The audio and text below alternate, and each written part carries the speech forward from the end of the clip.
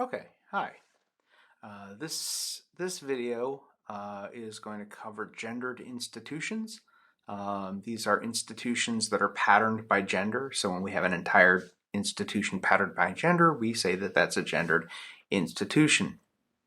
This kind of flows out of some of the stuff we were talking about last time with regard to gender roles in society, the way in which gender roles are kind of mapped onto our social constructs of biological sex and of gender. Um, and I kind of wanted to talk about what happens as a result of that at the structural level. So, a couple of things to keep in mind. First, the historical and material conditions of a society are going to reflect male dominance.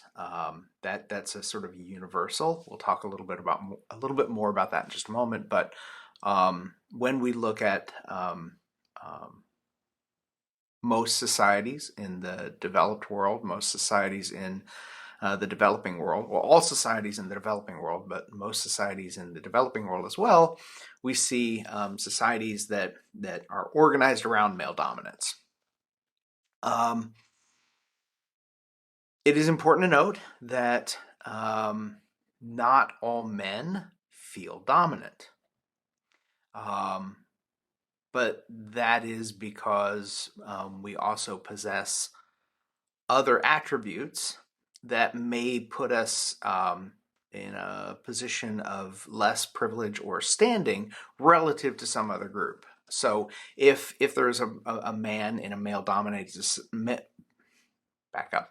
If there is a man in a male-dominated society who does not feel dominant, it's not because they're male. It might be because they're disabled or gay or non-white or working class or any other number of attributes or qualities along which these things kind of intersect or interact. I think I mentioned in the last video that, for example, the inequality that we see in society is structured, so it exists, right? But it is also then structured around other attributes or statuses. So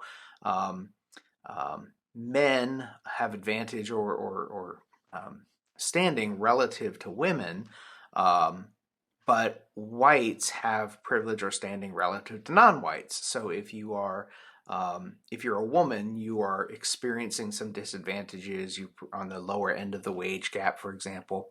But as a white woman, you would have advantages or privilege relative to black women because they're also dealing with the ethnic inequality or racial inequality that exists in society.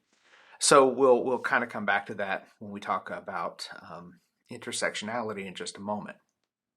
But it's really, really important that socially defined differences between men and women end up legitimizing male dominance. So when we talked about gender roles last time, we talked about the way in which men and women are assigned to different responsibilities within society. It isn't a neutral process. Men are assigned to and are expected to aspire to fill socially valuable and socially desirable positions. Women, quite the opposite. That seems to unfold. It appears to unfold in a way that looks natural and looks appropriate given the underlying sex differences. But that is just because as a society we begin to socialize males and females differently based on whether they are male and female. Okay, so I've kind of mentioned this in passing, so probably a good time to sort of delve in and kind of unpack it in a little bit more detail. Remember that all of these statuses that we occupy, right, our race, our ethnicity, our social class, our sexuality, our gender, our sex, our ability, right, able-bodiedness, age, all of those kinds of things, those are all statuses that we occupy simultaneously. I'm never just male. I'm never just cisgendered.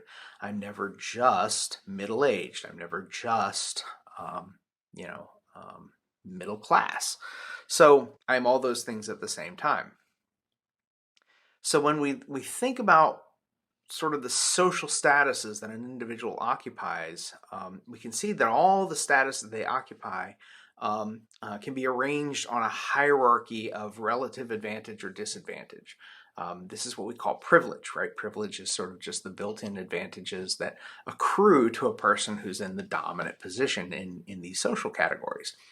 When we look at the way in which those things sort of interact with each other, we're doing so through a lens of what we call intersectional analysis or intersectionality. So a couple of things to keep in mind about privilege. It is always structural, right? So people don't have to work to get privilege. Privilege is the stuff that accrues to a person because they're in the dominant position within a hierarchy. The hierarchies are socially determined and socially legitimized. It doesn't matter whether you want the privileges that come with them or not, you get them. That's the nature of a structural advantage. So when we want to understand why men in society, especially a society that is organized around male dominance, might not feel dominant, it becomes important for us to think about the other hierarchies that this man sort of finds himself in. Again, if he's a gay man, he might be feeling some degree of disadvantage. It's not going to be because he's man. It's going to be because he's gay, right? So intersectionality, and look, I want to be clear. There's no index, right? There's no way to sort of quantify this and sort of calculate a person's privilege score or disadvantage score based on this. It's a heuristic. It's a lens through which we try to understand the complexity with which society actually operates, right? So the value of intersectionality is not that it allows us to compete in some kind of oppression Olympics and determine who the winners are and who the losers are, but rather it allows us to understand that one's standing in society is a function of sort of a multi-dimensional set of features. And that's a really, really important thing to keep in mind. It's something that more reductive approaches to society and social analysis often overlook. So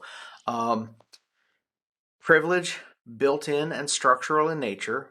One of the side effects, of course, of this is that people who have privilege can fight to change social and material conditions such that privilege no longer exists. And whether they are successful in doing that or not, they still have privilege. Right? So that's the first thing. Structural, built-in, comes to you regardless of whether you want it or not, simply because you're in the dominant position within a hierarchy. Number two, it is always relative, right? So men have privilege relative to women, and cisgendered people have privilege relative to transgender people. Cisgender people don't have privilege relative to men. They have privilege relative to transgendered people. Right, so it's the privilege exists within the hierarchy, but again, since we occupy multiple hierarchies, we can have multiple advantages or disadvantages working simultaneously, and that again, the real value of this as a framework for looking at and trying to make sense of the social world is it kind of compels us to think about the way in which structural conditions lead to material benefits for particular people within various social hierarchies, all of which are operating at the same time. Okay, so and I mentioned this next term in the previous lecture, but I want to kind of come back to it. I want to talk a little bit about androcentrism. Remember, androcentrism is just the idea or the belief or the cultural meanings that are going to give higher value and prestige to masculinity than femininity. And of course that institutionalize then male control over socially valuable resources. There's another another couple of words for androcentrism. If you don't want to say androcentrism, you can just say male dominance. It's the same thing, right? It's an ideology. It's a belief system. It's a way of legitimizing the gender inequality that we see within institutions and within social structures generally.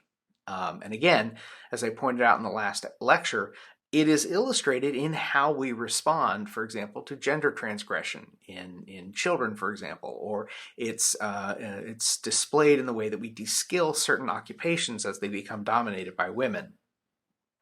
The end result of this, of course, at the institutional level is what we call patriarchy.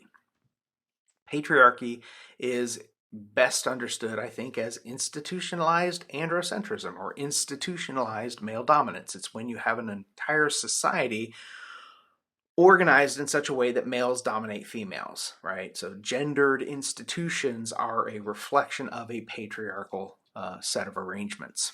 And so when we talk about patriarchy, we're really talking about that notion of male dominance or androcentrism reflected in fundamental social structure and the way that those structures are arranged and the way that they relate to one another and kind of feed off of each other. If males and females, if men and women are treated differently in K through 12 education systems, then coming out of K through 12 education systems, men and women are going to be differently positioned to compete for positions in post-secondary education opportunities. In other words, men and women are going to end up, in different sort of going in different directions when they get to college. They're going to have different odds of getting into particular colleges or into fields within particular colleges. Their odds of completing are going to be kind of a reflection of that as well. Which means, of course, when they graduate, men and women are going to have different credentials, which means they're going to be competing for and getting different jobs, right? The men are going to be better positioned to compete for some jobs relative to women. So we see this kind of across the board. We see this kind of going on all the time, right? Remember, institutions are interconnected with other institutions. So inequalities that unfold in one set of social structures and arrangements are going to have an impact on and be reflected in the operation of other social structures and organizations and arrangements. I do want to say a quick word about matriarchies because we've been talking about patriarchy here for a moment. Let's say something about matriarchies. Matriarchies would be societies in which females dominate males, right? A form of social organization in which women are in the dominant position. These don't exist. There are no matriarchies in the developed world. There haven't been matriarchies for a very, very, very long time, if ever at all. The modern world is sort of notable for its complete absence of matriarchy. So much so that sometimes people call them unicorns, right? So if I were to open the door, if I were to reach off camera and bring on, a big giant white horse with a horn sticking out of the middle of its head, everyone go like, "Oh my God, it's a unicorn." I'm not going to do that though, because unicorns don't exist, right? So matriarchies would be recognizable if we saw one, but we're never going to see one because there aren't any. Right? So when we talk about modern societies and we look at the degree to which they are organized around gender, it is always in a way that favors men and masculinity and things that are associated with being male. One consequence, I'm just going to do one because, again, you could do a whole semester just on the nature of gendered social structure. The feminization of poverty. This is a reference to the relatively large number of female-headed households that live in poverty. So poverty is organized around gender. It's also organized around race and ethnicity. It's organized around ability and disability, things like that. But we're talking about gender, so let's focus on that. In the United States, women are more likely to live in poverty than men. In 2016, I got to really update these numbers, but in 2016, the non-elderly poverty rate for women was 13%. For men, it was 10%.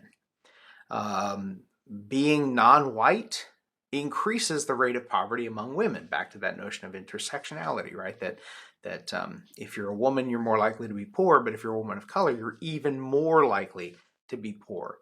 And this disparity, both between men and women, but also between women and women of color, is a function of wage and mobility and opportunity gaps. So the opportunities or the pay scale, like the gender wage gap, or particular kinds of ways of moving women into particular careers and moving men into other careers that are higher paying and higher prestige.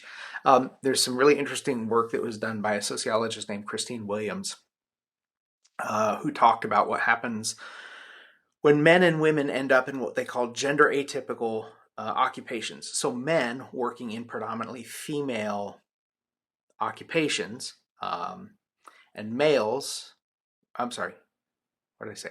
Men working in female-dominated occupations and females working in male-dominated occupations. In that second instance, when women are working in male-dominated occupations, they tend to run into barriers and obstacles for promotion and advancement. We call that the glass ceiling, right? So that you can't really see it, but it's an invisible barrier that keeps women from advancing after a certain point within the structure of an organization, like a corporation or a firm. Men who are working in gender atypical occupations, so occupations that are dominated by women, often experience exactly the opposite. They are encouraged and sometimes compelled or coerced into accepting promotions and advancements, so much so that we call this the glass escalator, right? You can't really see it, but it's a way of sort of preserving the gendered structure of these occupational categories, right? If we can prevent women from breaking the glass ceiling, then we can point to the fact that males dominate particular occupations within corporations and firms to say that it's because they're better, right? Because we don't really have any counterfactual information, and vice versa. So even men who want to work in gender atypical occupations end up often getting compelled or forced or coerced into accepting promotions, so they move up and out of those positions. So, as I've mentioned in passing, but I want to kind of come back to and sort of really emphasize, I want to say a quick thing about the wage gap. Again, for 2016, data are a little dated now, but it hasn't gotten better. 2016 was not that long ago. Among working women, the wage gap is really pronounced. In 2016, as I said, women earned 80.5 cents on the dollar for men. In 107 occupational categories, men earn more than women. In 4 occupational categories, women earn more than men. Right. So in the 111 occupational categories identified by the Bureau of Labor Statistics, there are only 4 categories in which women make more than men, and those are counselor, teaching assistant, food preparation and serving, and sewing machine operator. That's it. Those 4 categories are the only categories where women earn more money than men. The highest paid jobs have the largest gap. The lowest paid jobs, not surprisingly, have the smallest gap. So the nature of the gender wage gap is also a function of what kind of occupations we're talking about. It exists, I should say, in almost all of them, but it is more pronounced in the more rewarding and more financially remunerative occupations, sort of at the top of the economy. That's where we see the greatest disparities between women and men. And just to make a point, there are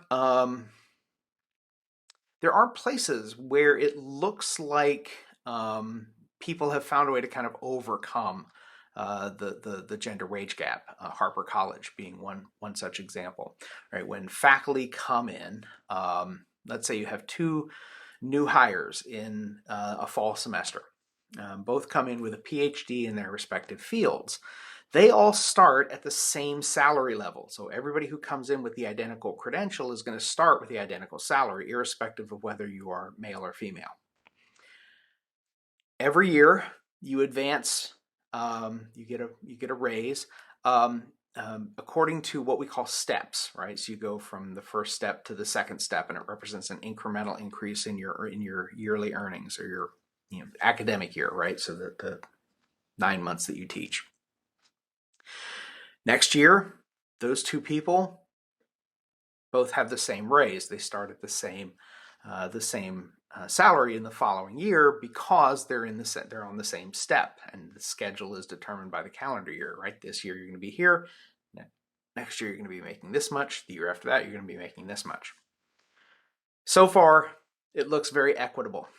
Now, in addition to steps, there are also what we call lanes. So two people coming in with a PhD in their respective fields are going to start out as assistant professors. But after an assistant professor is an assistant professor for some period of time, they can be promoted to an associate professor.